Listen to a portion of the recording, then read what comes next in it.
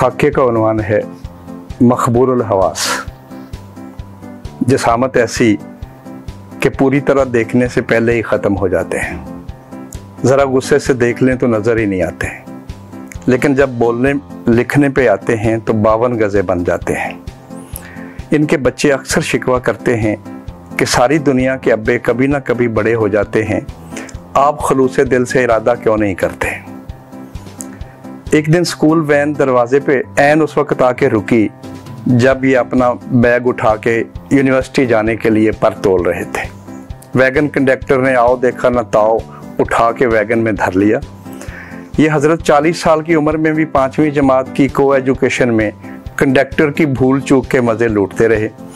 भांडा तो उस वक्त फूटा जब ब्रेक में बस्ते से लंच बॉक्स की बजाय मंटो का कुलियात और न्याज फतेहपुरी की शहवानियात बरामद हुई। सेल्फ मेड आदमी है। माजी कदीम के मौरख का बयान है कि यह हज़रत किसी ज़माने में जैसे तैसे गिरते पड़ते मैट्रिक करके वाह कैंट फैक्ट्री में क्लर्क भर्ती हो गए। आज भी वाह कैंट का इस कदर आह भर के तज़किरा करते हैं कि वाह कैंट भी शाह कैंट लगने लगता है। इनका तालीमी सफ़र तो ज़िंदगी भर कछुए की रफ्तार से जारी रहा, लेकिन इस एहसास कमतरी को दूर करने और माजी के अजाले के लिए पेश नज़र इन्होंने बच्चों को खरगोश की रफ्तार से पढ़ाना शुरू किया। 15-20 सालों ही में ये हाल हो गया है कि अब अपने पूरे घर में सबसे ज़्यादा अनपढ़ ये खुद हैं। जहाँ तक उम्र का मामला है तो 20 से 70 के दरमियान कहीं भी आसानी के साथ फिट हो सकते हैं। जब भी कोई नई हुकूमत आती है, अंजमन तहफ़्फ़ुज़े हकूक़े अतफ़ाल से साजबाज करके उम्र के 10 साल माफ़ करवा लेते हैं। 1-2 बार जल्द हुकूमतें तब्दील हुई तो माइनस एज में चले गए। फिर कई साल के इंतज़ार के बाद उम्र अजीज़ के आगाज़ की नौबत आई। हमारे एक अददी मुहक्किक लाला बिस्मिल का बयान है कि अगर इनकी मुसद्दका उम्र दरियाफ्त करना मकसूद हो तो इनकी मुबैना उम्र में जुमला पाकिस्तानी हुकूमतों के 10-10 साल जमा करने से असल हक़ाइक़ तक पहुँचा जा सकता है। इनके सर की तरफ ध्यान चला जाए तो क्या साथ छोड़ देता है। समझ नहीं आती कि यहाँ कब से बेबालो परी का आलम है। शुमाल मगरबी इलाका जात के बाज़ ऐनी शाहदीन का बयान है कि इस जिस्मानी ह्योले पर बचपन से 55 के दरमियान कुछ बरस बालों और दांतों वाले भी गुजरे हैं। ये भी इनकी हिम्मत है कि इन्होंने मुख्तलिफ ज़मानों में सर से गिरते बालों को दाढ़ी पर रोक लिया है। हालांकि ये दाढ़ी भी अपने आसारों कराइन से बड़ी हुई शेव की बड़ी बहन लगती है। जब से एफसी कॉलेज में वरूद हुआ है, जाने किस खुशफहमी में मौसूफ कई बार वहाँ के हेयर ड्रेसर नसीर मरहूम के आसपास मंडलाते देखे गए। अगर सर के बाल और नाई की नज़र थोड़ी सी भी यावरी करती तो ये हज़रत आज परवेज़ मुशर्रफ के हम जुल्फ़ होते।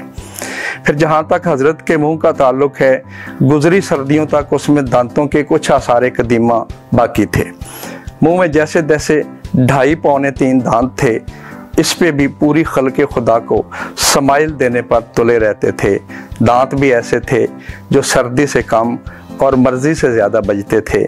हज़रत ने उन्हें इतनी छूट दे रखी थी कि वो चबाने दबाने के अलावा दुनिया का हर काम कर गुजरते थे। खाने पीने के मामला से तो ये महज तजर्बे के ज़ोर पर निमट लिया करते थे। बाज़ लोगों के नज़दीक ये अपने मगमूमो महूम दांतों से वही काम लेते थे जो आज तक अमरीका बहादुर हमारे हुक्मरानों से लेता चला आया है, यानी अपने असल फ़राइज़ और आमाले मुफादे आमा से हर मुमकिन गुरेज। इस अरसे में ज़ुबान और दांत अपनी अपनी हदूद का तयन किस तरह कर पाते होंगे, डेंटिस्ट्री के उलमा इसका जवाब देने से कासर हैं। अलबत्ता हमें इतना याद है कि पिछली गर्मियों में छुट्टियां गुजारने के दौरान ये कॉलेज आए तो इनके मुंह में हू का आलम था।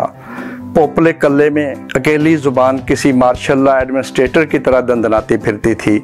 आसपास के लोगों ने दांतों से बेइतनाई का आलम देखा तो उन सब के चेहरों पर दांत हो गए। फिर उनकी ज़ुबान भला कौन रोकता। चुनांचे तरह तरह के तबसरे हुए। किसी को ना मुंह में दांत ना पेट में आंत का मुहावरा याद आया। किसी ने कहा अच्छा है हर तरह की दांता किलकिल से बचे।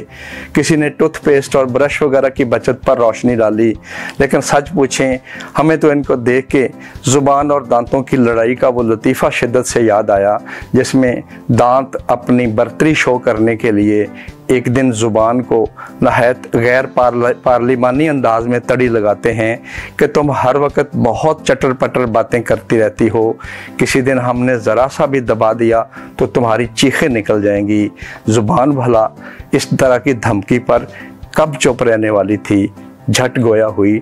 और अगर मैंने कहीं थोड़ी सी बकवास कर दी तो 32 के 32 बाहर पड़े नज़र आओगे।